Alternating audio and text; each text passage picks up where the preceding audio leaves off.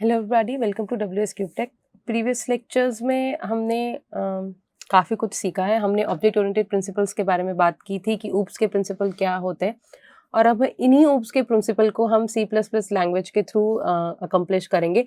सारे ऊप्स के प्रिंसिपल को हम कैसे इसके अंदर यूज़ कर सकते हैं, और इस लैंग्वेज को भी हम सीखेंगे साथ साथ में। इट्स नॉट जस्ट कि हम सिर्फ और सिर्फ ऊप्स के प्रिंसिपल को सीख रहे हैं, इस लैंग्वेज के सिंटेक्स, इस लैंग्वेज की वर्किंग फ्लो, इस लैंग्वेज के जो भी इंपॉर्टेंट कंसेप्ट होते हैं वो सब हम इस पर्टिकुलर कोर्स में कवर कर रहे हैं एक्चुअल में। एंड हम इसका इंस्टॉलेशन एक्चुअली देख चुके हैं। आप इसके कोई भी एडिटर्स को यूज़ कर सकते हैं, मार्केट में बहुत सारे एडिटर्स अवेलेबल है।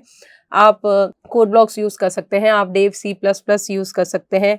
इनफैक्ट आप विजुअल स्टूडियो कोड भी, VS कोड भी आप यूज़ कर सकते हैं। ये सारे के सारे आपके ऑलरेडी अवेलेबल है और हम इसका इंस्टॉलेशन भी देख चुके हैं।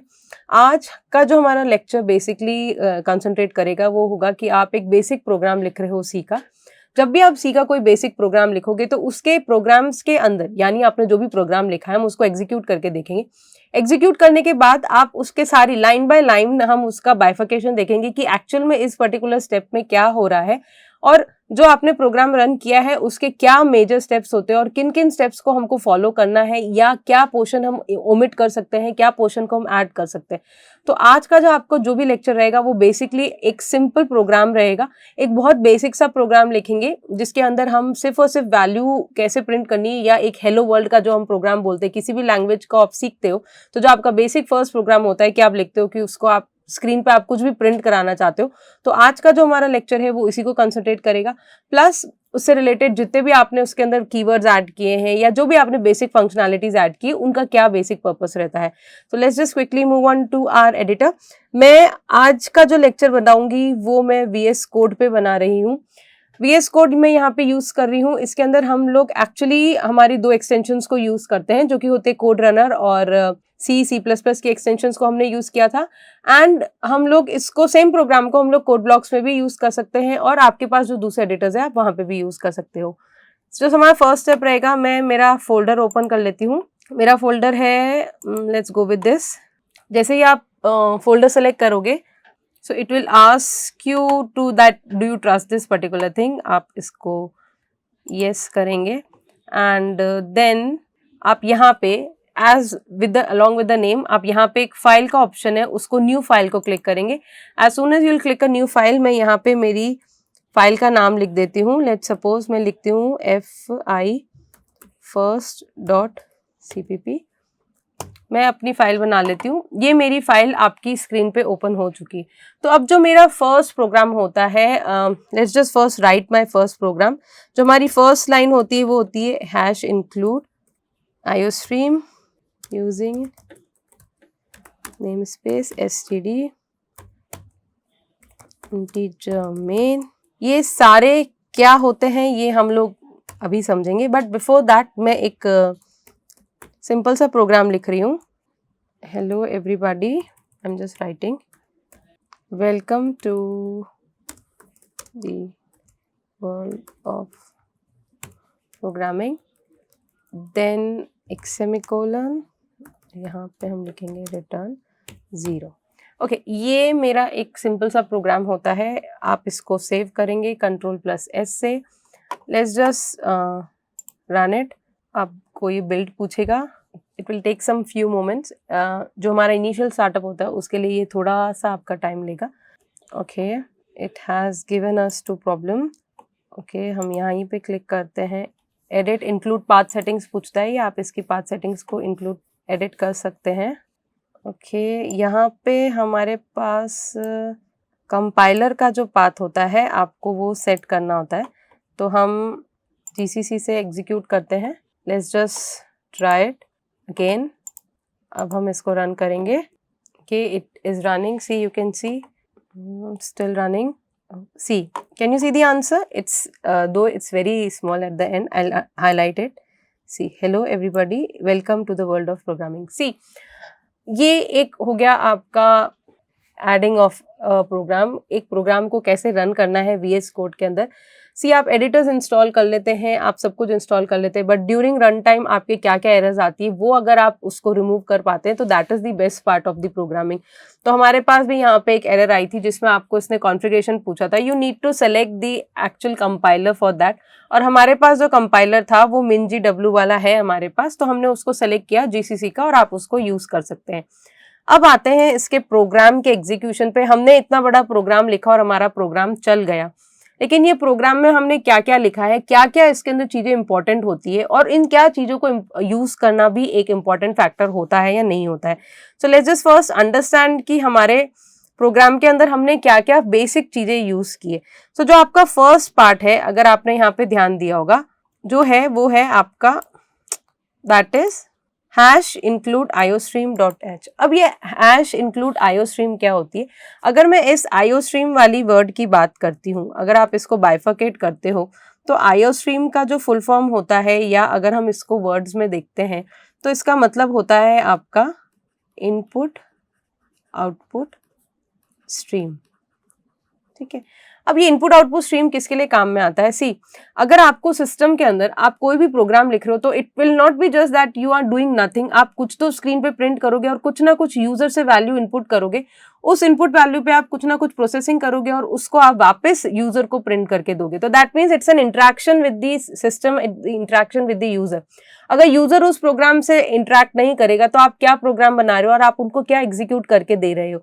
सो दैट मीन्स कहीं ना कहीं आप एक इंटरेक्शन मेंटेन करके रख रहे हो, कहीं ना कहीं आप यूजर को बोल रहे हो कि प्रोग्राम के साथ इंटरेक्ट करे। तो जब हम यूजर को बोल रहे हैं प्रोग्राम के साथ इंटरेक्ट करे तो हमें कोई ना कोई ऐसा उसको एक इनपुट मेथड या कोई ना कोई एक ऐसा मीडियम देना पड़ेगा जिससे वो इजीली एक यूजर के साथ इंटरेक्ट कर सके। तो हमारे जो भी इनपुट और आउटपुट ऑब्जेक्ट्स होते हैं, यानी मुझे जो भी ऑब्जेक्ट्स या कुछ भी वैल्यूज अगर मुझे इनपुट करनी उसको यूज करना, और जो भी मेरे आउटपुट ऑब्जेक्ट्स होते हैं उनको यूज करने के लिए आप इस पर्टिकुलर हेडर फाइल को यूज कर रहे हो। फिलहाल के लिए लाइक फॉर टाइम बीइंग आपको इसको अभी के लिए समझना पड़ेगा कि iostream is an very important part and this has to be included in all of your programs. क्यों? और इसका बेसिक पार्ट अगर हम इसको डीप में जब हमारी C++ की लाइब्रेरीज और फाइल्स पढ़ेंगे, हेडर फाइल्स पढ़ेंगे, वहां पे हम इसको डीप में समझेंगे। But for the time being you need to understand that all the programs, आप जितने भी प्रोग्राम्स लिखेंगे उन सब के अंदर आपको, अगर आप इनपुट और आउटपुट कुछ करना चाहते हैं, यूजर के साथ इंटरेक्ट करना चाहते हैं, यूजर को स्क्रीन पे कुछ वैल्यूज प्रिंट करना चाहते हैं, तो आपको इस हेडर फाइल को इंक्लूड करना जरूरी होगा। जो हमारी नेक्स्ट इंपॉर्टेंट लाइन थी वो थी using name space std। Now what is this actually std name space? ये एक तरह से आप ऑब्जेक्ट्स, जो भी आप अपने सिस्टम के अंदर ऑब्जेक्ट्स बनाओगे, कुछ भी ऑब्जेक्ट्स उनको जो भी आप नाम दोगे, I mean, आप उनको बता रहे हो कि आप इसको स्टैंडर्ड लाइब्रेरी से ले सकते हो, यानी ये एक आपकी स्टैंडर्ड लाइब्रेरी होगी जहां से आप you can use names for your objects and variables. Again these two lines are very important part of your program जो आपको यूज करना होता है। जो आपका नेक्स्ट सेट ऑफ प्रोग्राम्स होता है जहां से आपने लिखना शुरू किया था, जो कि था आपका इंट मेन। अब मेन क्या होता है? मेन एक ऐसा इंपॉर्टेंट फंक्शन है आपके C++ प्रोग्राम के अंदर जहां से आपका एग्जीक्यूशन स्टार्ट होता है। यानी अगर मैं कोई भी प्रोग्राम लिख रही हूँ, आप इसके अंदर आगे कोई भी डिक्लेरेशन करे, कुछ भी करे, अगर आप मेन नहीं बनाएंगे तो कंपाइलर को कहां से पता चलेगा कि उसको यहां से अपना प्रोग्राम एग्जीक्यूट करना है और यहां से मेरा एग्जीक्यूशन पॉइंट स्टार्ट होता है। तो ये उसका स्टार्टिंग पॉइंट होता है, यहां से मेरे सारे एग्जीक्यूशन स्टार्ट होंगे। तो मेन एक बहुत इंपॉर्टेंट फंक्शन होता है, एक फंक्शन है, यानी इसका काम है कुछ ना कुछ कोड को एग्जीक्यूट करना और आपको रिजल्ट ऑब्टेन करके देना। So this is the main part of your program. इसका रिटर्न टाइप आपने लिखा है इंटीजर। अगर आप इसका रिटर्न टाइप चेंज करना चाहते हो, दैट मीन्स आप लिखते हो वॉइड मेन और यहाँ पे आप लिख देते हो कुछ भी नहीं। लेट्स सपोज मैं ऐसा कुछ कर देती हूँ, आप इसको सेव कीजिए और इसको रन करके देखिए क्या ये चीज आपकी वापस रन होती है नहीं। लेट्स जस्ट सी अगर हम थोड़ा सा दूसरे एडिटर्स की अगर हम बात करते हैं तो कोई ना कोई एडिटर्स आपको हो सकता है कि बोलेंगे कि मेन का रिटर्न टाइप होना जरूरी है। Some editors will allow you to give it a void type.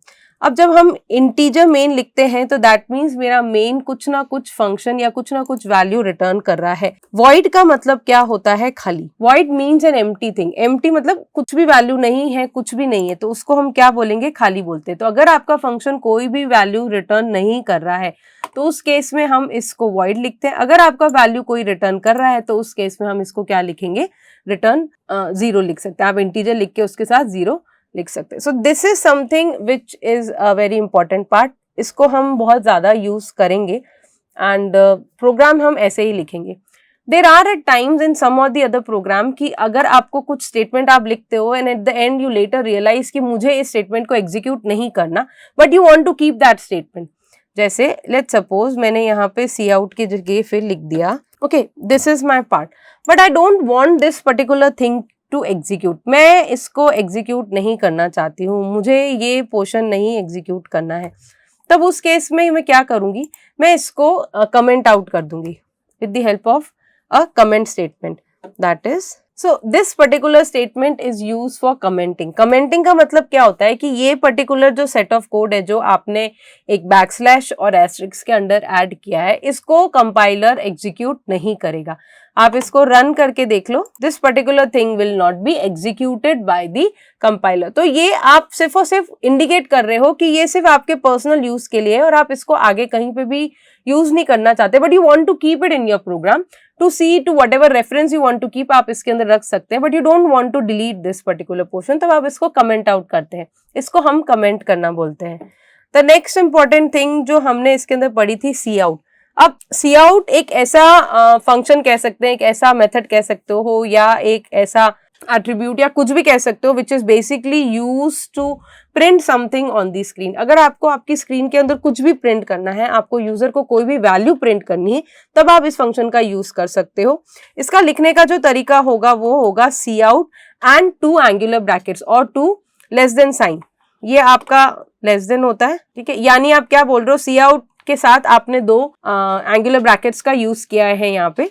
So this is something which is the syntax of writing your cout statement.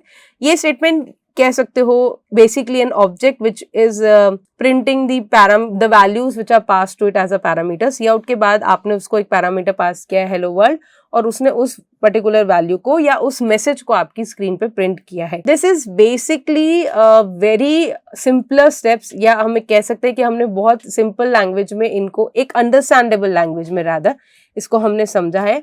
अगर हम इसके डीप में जाएंगे तो जब हम इसकी हेडर फाइल्स पढ़ेंगे, दैट इज आईओ स्ट्रीम, जब हम पढ़ेंगे तब हम उसके अंदर इसको यूज करेंगे, और इसके सारे मेथड्स, इम्प्लीमेंटेशन, सी आउट, सी इन, बहुत सारे होते हैं आपके पास, तो उन सबको हम डीप में पढ़ेंगे। But for time being you need to remember that अगर हमको कोई भी वैल्यू स्क्रीन पे प्रिंट करनी है तो हमको सी आउट का यूज करना है, और अगर हम कोई भी वैल्यू यूजर से इनपुट करना चाहते हैं, यानी मैं कोई वैल्यू यूजर से लेना चाहती हूँ, तो उसके लिए मैं सी इन मेथड का यूज करती हूँ, जिसको हम ऐसे लिखते हैं cin. So these are the 2 major basic difference. अगर आप सी और सी प्लस प्लस में जब हम बात करते हैं तो सी के अंदर हम लोग printf और scanf मेथड का यूज करते हैं, बट यहाँ पे हम सी इन और सी आउट का यूज करेंगे। ये है सिर्फ और सिर्फ आपके एक जो आपने बेसिक प्रोग्राम लिखा है उसका बाइफिकेशन, या उसके जो बेसिक स्टेप्स आपने लिखे थे उसको हमने सिर्फ और सिर्फ एक सिंप्लीफाइड वे में समझा है। जैसे जैसे हम इन प्रोग्राम्स को और करेंगे और इनके डिफरेंट मेथड्स को समझेंगे, ये सारे पॉइंट्स बहुत इजी हो जाएंगे हमारे लिए और क्लियर भी हो जाएंगे। जो इसका नेक्स्ट लेक्चर होगा उसके अंदर हम लोग लैंग्वेज यानी सी लैंग्वेज से रिलेटेड कुछ बेसिक मेथड्स या कुछ बेसिक कीवर्ड्स को समझेंगे, फिर हम लोग हमारी प्रोग्रामिंग की ओर स्विच करेंगे। पर्टिकुलर आईडीएलई को भी आप इंस्टॉल करके रखेंगे, सो दैट हम लोग जब प्रोग्रामिंग करेंगे तो आप भी उसको साथ साथ में एग्जीक्यूट करेंगे, so that it becomes easy for you. And keep learning, see you in the next lecture. Thank you everybody.